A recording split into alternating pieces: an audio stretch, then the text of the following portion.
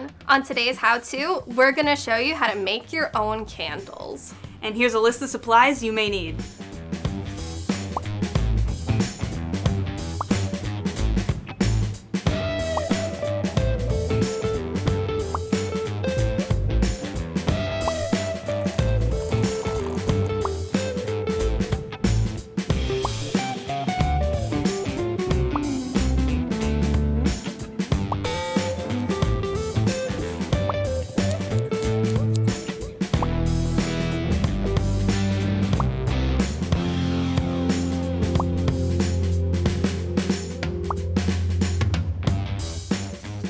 Next, we're going to walk you through the steps of how to make these candles.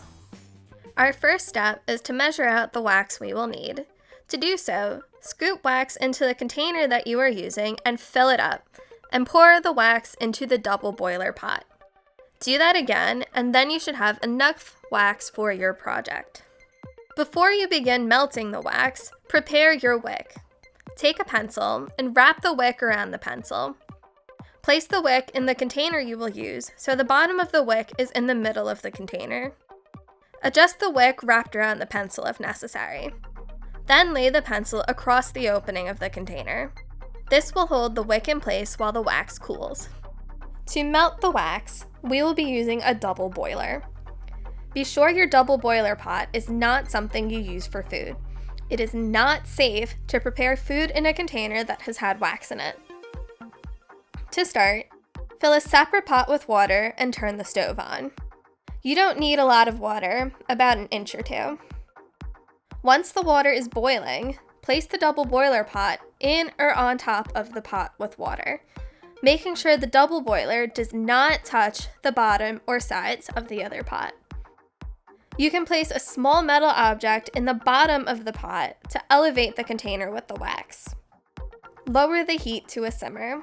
The wax will begin melting. When the wax is melted, you can add in your chosen scent and color. The more drops of fragrance you add, the stronger your scent will be. Some scents are stronger than others. Approximately 10 drops should be good enough to start, but if you want a stronger scent, you can always add more. Crayola crayons can also be used to color your candles, but be careful, you may end up with a crayon-scented candle. When all the wax is melted, take your double boiler pot and pour the wax into your candle container. You can put newspaper or paper towels under your candle in case you spill the wax.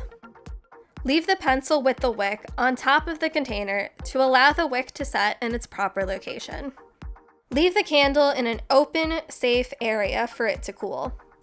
When it cools, you can take the pencil off the wick and trim the wick to an appropriate size, about 1/4 of an inch.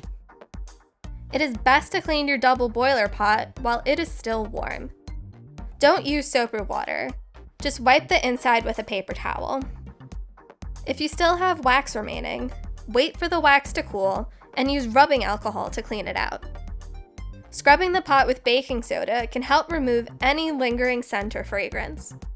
Sprinkle baking soda into the pot, wet a sponge, and scrub the inside of the pot.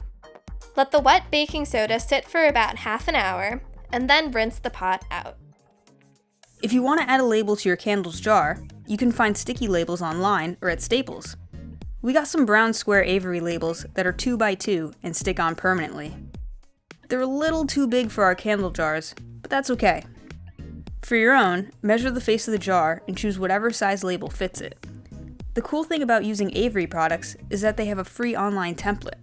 There you can design your labels and print them out. To access the template, enter the product or template number into the field. You'll see options to start designing online, or you can make a free account to download a template for other programs. For ours, we're going to use Photoshop, but you can use whatever program you're comfortable with. If you're designing online, this is what it'll look like. You'll have the option to choose a design template, and in the Customize section, tweak it to whatever you'd like. You can also choose a blank template and upload an image that you already have and place it within the box. In the Navigator tab on the right side, you also can choose to edit just one box or all of them. When I open the template in Photoshop, this is what it'll look like. It'll have a transparent background so you can put whatever design and colors you'd want. It also gives you the flexibility of easily adding different labels on one sheet instead of 12 of the same one. Make sure in your image settings the resolution is set to 300 dpi. That's the ideal resolution for anything you print. Before printing, toggle off the template layer so that you no longer see the box lines. Print the labels and see how it comes out. If it's off, you might have to tweak the position a little bit. Then peel the labels off and stick them on your candles. Now that you know how to make your own candles, you have ready-made, easy-to-do DIY gifts for birthdays and the upcoming holidays. Be sure to check out some of our other how-tos.